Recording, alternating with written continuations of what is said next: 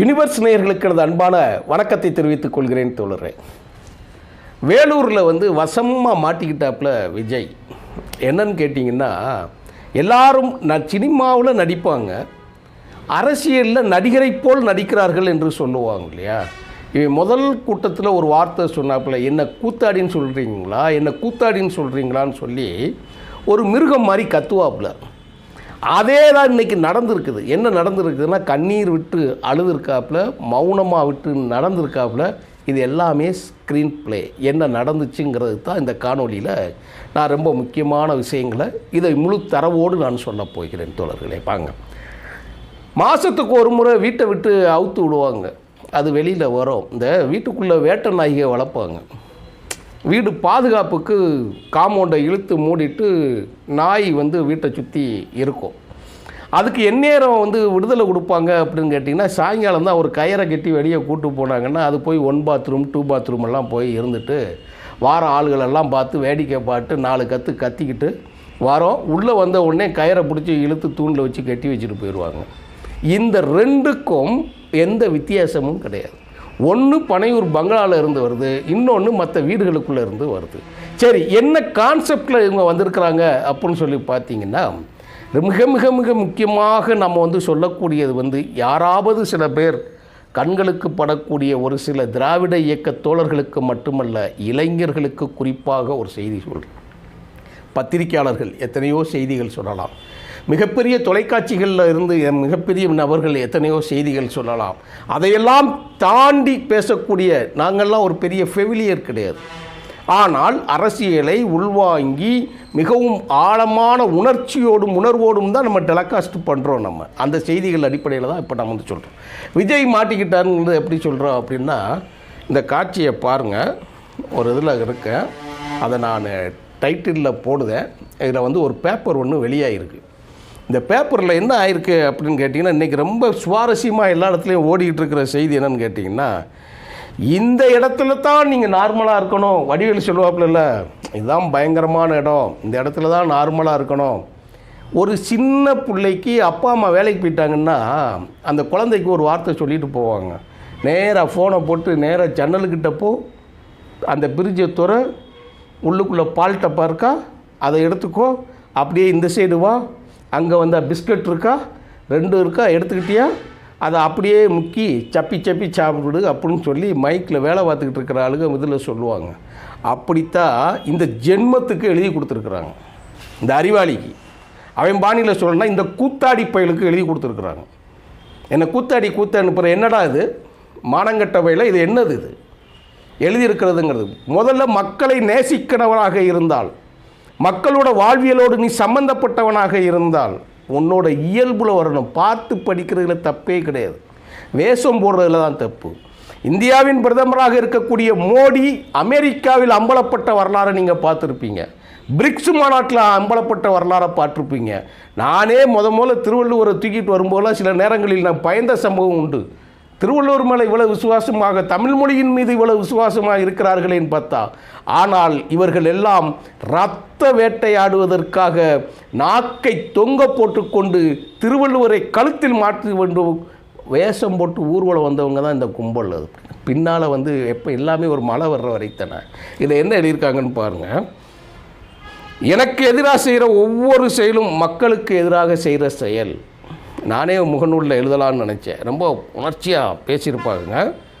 அவங்களுக்கு தெரியாமல் போச்சு இந்த விஜயும் மக்களும் வேற இல்லை ஒன்று தான் அப்படிங்கிறதும். இந்த விஜய் மக்களும் ரத்தமும் சதையும் மாதிரி, உடலும் உயிரும் மாதிரி, ஒன்றில் ஒன்றை பிரிக்க முடியாது. எல்லா காணில் எல்லோரும் பார்த்துருப்பீங்கல்ல. இதில் என்ன எழுதியிருக்காங்க தெரியுமா? ப்ராக்கெட்டில் என்ன எழுதியிருக்காங்க சொல்லியிருக்கோமா, நோட் போட்டு எவ்வளவு கத்தி சொல்ல முடியுமோ அவ்வளவு கத்த வேண்டும். நாயாடா, நாயானி இல்லை, எதில் இருக்கக்கூடிய மக்கள்லாம் நாயா? எவ்வளவு நோட்டுங்க. நான் இதில் போடுறேன் பாருங்கள், அது வேறு வார்த்தைகள் என்ன சொல்கிறதுன்னு பாருங்கள். நோட் எவ்வளவு கத்தி சொல்ல முடியுமோ அவ்வளவு கத்த வேண்டும். சென்சிட்டிவான சென்டிமெண்ட், அது சென்சிட்டிவான அதையும் 2 தடவை போட்டுரு. இதைத்தான் வாந்தி எடுத்திருக்கிறா எவனோ தின்னு செரித்து கட்டி கீழே போட்டதை வந்து தின்னு வாந்தி எடுத்துருக்கிறான் விஜய். கேவலத்திலையும் கேவலம். சினிமாவில் நீ நல்ல நடிகை, உன்னை மறுக்கவே முடியாது, மாற்றவே முடியாது, எந்த கருத்தும் கிடையாது. நானே பார்த்துருக்குறேன். நடிப்பில் எந்த மாற்று கருத்து இல்லை. அது இப்படியாடா அரசியலில் இந்த மாதிரியா நடிக்கிறது? இன்றைக்கெல்லாம் உலகமே உன்னை பார்த்து காரி துப்புது. மக்களை நீங்கள் வந்து எந்த அளவிற்கான நீங்கள் நினைத்திருக்கிறீங்கிறதுக்கு தான் எடுத்துக்காட்டு இது. உண்மை ஒரு நாள் வெளிவரும். அதுதான் முக்கியமான விஷயம். எப்படி சீமான் ஈழப்பிரச்சனையும் ஈழத்தின் தேசிய தலைவர்களை வச்சு அவன் பிழைப்பு நடத்தியதை 15 ஆண்டுகளாக நாங்கள் சொல்லி வந்த காலகட்டத்தில் எல்லாம் உண்மையான தலைவர்களை தமிழ்நாட்டில் நசுக்குவதற்கு ஒரு ஏவல் நாய் ஒன்றை ஒரு முக்கியமான கும்பல் அவிழ்த்து விட்டிருக்கிறது. அது ஆட்களை எல்லாம் கடித்து கொண்டிருக்கிறது என்று நாங்கள் சொன்னோம். அதுதான் இப்போ இங்கே நடக்குது. இப்போ வந்து இந்த சுதந்திர காட்டில் இல்லாத ஒரு விஷயத்தை 75 ஆண்டுகால இந்தியாவில் தமிழ்நாட்டில் மட்டும் இவ்வளவு பெரிய மாற்றம் வந்திருக்கே, தமிழ்நாட்டில் மட்டும் மக்கள் இவ்வளவு செழிப்போடு இருக்கிறார்களே, தமிழ்நாட்டில் எல்லோரும் கம்ப்யூட்டரில் இருந்து டிவியில் இருந்து சைக்கிளில் இருந்து எல்லாமே ஃப்ரீயாக அவங்களுக்கு கிடைக்க, இதை வந்து உடைக்க வேண்டும் என்கின்ற தத்துவத்தில் தான் இவன் வந்து பேசுகிறான். அடுத்த வரி என்ன சொல்கிறேன்னா, இந்த வரியை பேசி முடித்து விட்டு சிறிது கேப் விட வேண்டும். பேச முடியாதது போல் செய்து மைக்கை விட்டு சற்று நகர்ந்து சென்று அளவும். யாரும் நீங்கள் தொலைக்காட்சியில் இன்றைக்கி வாதங்களில் ஓடிக்கிட்டு இருக்க பார்க்காத தோழர்களுக்கு ஏதோ நான் சும்மா ஏதோ படிக்கிறேன்னு நினச்சிடாதீங்க. உங்கள் கண்ணில் படும். என்ன எழுதுகிறான் பாருங்களேன். மைக்கை விட்டு கொஞ்சம் நகன்றணுமா, கேப் விடணுமா, கேப்பை விட்டு அப்படியே சென்று அளவும் உங்கள் பாணியில் போட்டிருக்காங்க. உங்கள் பாணியில் அளவும். என்ன நடக்குது அரசியல் என்பதை கவனித்து பாருங்கள். எங்கோ இருந்து இழுத்து விட்ட ரயில்வே ஸ்டேஷன்லேருந்து கீழே விழுந்து இந்தியாவுக்குள்ளே வந்து இன்றைக்கு இருக்கக்கூடிய பங்களாதேஷிலிருந்து பாகிஸ்தானிலிருந்து ஒட்டுமொத்த இந்திய தேசத்தையும் தன் கால்களால் நடத்தி இந்தியாவை ஒன்றிணைத்த காந்தியோட அரசியல் இந்த அரசியலா? சென்னை மாநாட்டில் தலைவராக தேர்ந்தெடுக்கப்பட்டு திரிபுரா மாநாட்டில் அதில் மீண்டும் வெற்றி பெற்று வங்கத்திலே கர்ஜித்த நேதாஜி படையை கட்டமைத்த ஒரு சுதந்திரத்தை கேண்டு ஒரு வேண்டுகோளாக வைத்த நேதாஜியின் பாடுபட்ட அரசியல் இந்த அரசியல். தமிழ்நாட்டிலிருந்து லட்சக்கணக்கான இளைஞர்களை போர்க்களத்திற்கு அனுப்பி வைத்து தன் மனைவிமார்களை இழந்து அத்தனையும் விதவை கோலத்தில் அலைவதற்கு காரணமான முத்துராமலிங்க தேவரின் தியாகங்கள் பண்ண அரசியல் இருக்கு இல்லையா? அந்த அரசியலாக அது எப்படி யோசிச்சு பாருங்கள் நீங்கள். விடுதலை வேள்வியில் இருந்து எப்படியெல்லாம் உருவாக்கி கொடுத்த அரசியலை வந்து அப்படியெல்லாம் பாடுபட்ட சுதந்திரத்தை டெமோக்ரஸினா என்னன்னே தெரியாமல் முதல்ல சுதந்திரம் விடுதலை குடியரசு அப்படிங்கிறதெல்லாம் விடுங்க. ஜனநாயகம் அப்படிங்கிறது டெமோக்ரஸினா என்ன அப்படின்னு தெரியாத ஒரு படித்த பெண்கள் இளைஞர்கள் படிப்பறிவு இல்லாத கும்பல் கூட வச்சுக்கோங்க. அவங்க போகிறது தான் நம்மளால் இது என்ன நடக்க போகுதுன்னு நமக்கு ஒன்றும் தெரியல. எழுதியிருக்கிறாங்க இந்த அழுவுங்க உங்கள் பாணியிலன்னு சொல்லியிருக்கிறான் யாரை பக்கம். அப்புறம் மறுபடி மைக்கு கிட்ட வந்து கண்கலங்கி சாரி சொல்லிவிட்டு நார்மலாக பேச தொடங்கவும் எழுதியிருக்கு. அப்படியே ஸ்கிரிப்ட் எழுது. அப்புறம் உன்னை யாரும் அசைக்க முடியாது, மக்களை நேசிக்கிற விஜய் வேணுமா, இந்த ஸ்டாலின் சார் வேணுமா? இந்த விஜய் சாரை நம்புறீங்களா, ஸ்டாலின் சாரை நம்புறீங்களா? ப்ரூஃப் திஸ் த ப்ரூஃப் அப்படின்னு சொல்லி ஆங்கிலத்தில் சுட்டி காட்டி பேசியிருக்கிறான். இந்த பேப்பர் வெளியாகிடுச்சு. இப்போது அடிக்கடி நம்ம சொல்லுவோம் ஒரு மழை வருகிற வரைக்குத்தான், அந்த மழை வந்த பிறகு எல்லா வேஷமும் கழிஞ்சிரும் இல்லையா? அப்படித்தான் நீங்கள் வந்து முழுக்க இன்றைக்கி விஜய் வந்து ஒரு ஸ்கிரிப்ட் கொடுத்து கொண்டு வந்திருக்கிறாங்க. அதில் கேட்டேன்னா நான் ஏன் வேறு ஆளை எதிர்க்க மாட்டேன், இங்கே வந்து தமிழ்நாட்டில் திமுகவை மட்டும் எதிர்க்க மாட்டேங்க. திமுகங்கிறது உன் பேரை கூட சொல்லவே கிடையாது. திமுக கூட்டணியில் உன் பேரை கூட யாருமே சொல்ல மாட்டாங்க.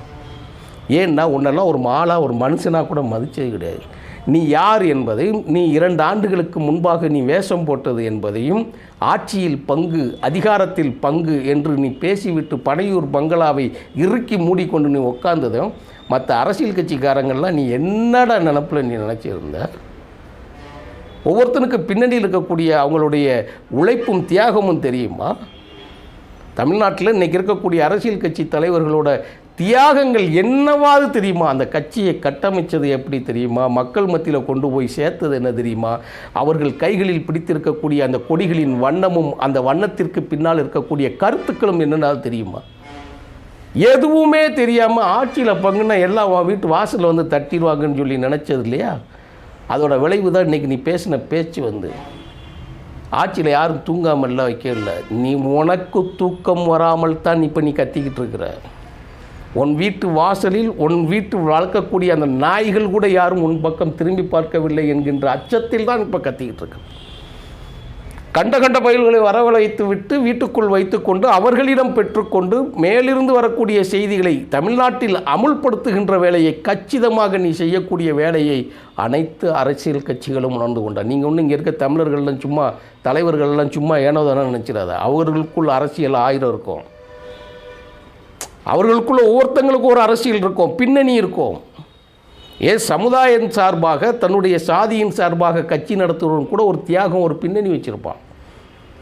நான் முக்கியமானவர்களை சொல்கிறேன், எச்ச பொறுக்கிகள்லாம் அதில் வந்து சேர்த்துக்கிடாதீங்க. சில பேர் சும்மா சாதி பேர், மதத்து பேர், இனத்தின் பேரை சொல்லிட்டு வரக்கூடிய சீமானை போல பொறுக்கிகளெல்லாம் இந்த இதில் சேர்த்து விட்டுறாதீங்க. அது வந்து எச்சைக, அதுகளெல்லாம் கழிச்சிடணும். அது மற்ற தலைவர்களுக்கான வரலாறு இருக்குது, அவர்களுடைய தியாகங்கள் இருக்குது, அவர்களுக்கான உழைப்பு இருக்குது. இந்த மக்களுக்காக தன்னுடைய வேர்வையும் இரத்தத்தையும் நேரத்தையும் செலவழித்த மதிப்பில்லாத தலைவர்களாகத்தான் நாம் இன்று அத்துணை பேரோட பங்குகளோடு தான் நாம் இன்று வாழ்ந்து கொண்டு இருக்கிறோம். இங்கே யாரும் குறைத்து மதிப்பிட முடியாது. சின்ன போல்ட்டு தான், ஒரு பெரிய கப்பலுக்கு ஒரு சின்ன போல்ட்டு தான், ஒரு குண்டூசி அளவு ஓட்ட தான். அவர்களும் மதிக்கப்படத்தக்கவர்கள். ஆனால் வேஷதாரிகளை, அரசியலில் வேடம் போடுபவர்களை முழுவதுமாக அப்புறப்படுத்த வேண்டும் என்பதற்காகத்தான் நாம் இந்த செய்திகளை நாம் பதிவிடுகிறோம். எத்தனை நாள் ஏமாற்றுவார் இந்த நாட்டிலே? வேகத்தில் நீங்கள் வந்து அம்பலப்பட்டு விட்டீர்கள். நீங்கள் படித்து கொடுத்த பேப்பரும், உங்களுக்கு எழுதி கொடுத்த பேப்பரும் வெளியாகி விஜயின் முகத்திரையை வேலூர் கிழித்து விட்டது என்பதுதான் நிஜம். நன்றி, வணக்கம் தொடருங்கள்.